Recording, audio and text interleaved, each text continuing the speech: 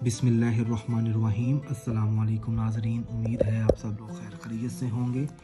आज मैं इस वीडियो में आपको हर किस्म की परेशानी के ख़ात्मे का एक अमल और वजीफ़ा आप लोगों की खिदमत में पेश करूँगा।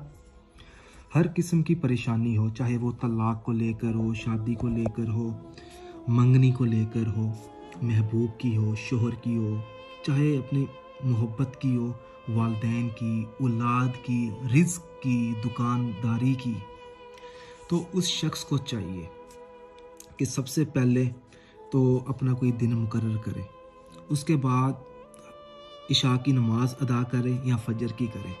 फ़जर की नमाज़, अगर वो फ़जर की नमाज़ के बाद से ये अमल शुरू कर रहा है तो उस मकसद में कामयाब होने के लिए उस शख्स को चाहिए कि ये वजीफ़ा और एक छोटा सा सूरत फातिहा का अमल है, ये कर ले।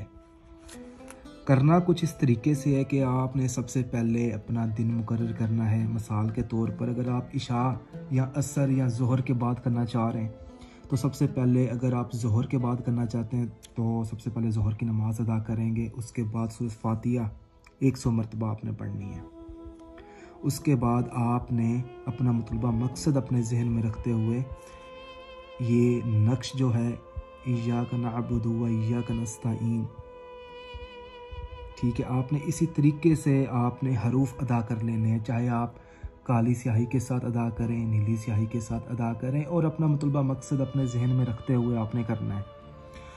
और इसको आपने इस्तेमाल कुछ इस तरीके से करना है। 2 तरीके हैं। पहला तरीका ये है कि इसको पाक साफ़ जगह पर आप हमेशा के लिए इसको दबा दें, और दूसरा तरीका ये है कि आप हमेशा इसको अपने पास रखें, अपने पर्स में डाल लें या अपने गले में डाल लें या बाजू में डाल लें।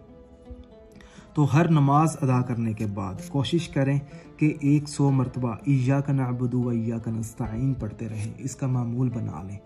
चाहे वो जो भी परेशानी होगी, रिज़्क़ को लेकर हो, दौलत को लेकर हो, शादी को लेकर हो, मंगनी, तलाक, घर की, पैसे की, जो भी परेशानी हो, इंशाअल्लाह ताला अल्लाह पाक के करम से जब आप सच्चे दिल से और नेक नीयत के साथ ये वजीफ़ा पढ़ेंगे तो अल्लाह पाक आपकी मदद ज़रूर फरमाएगा।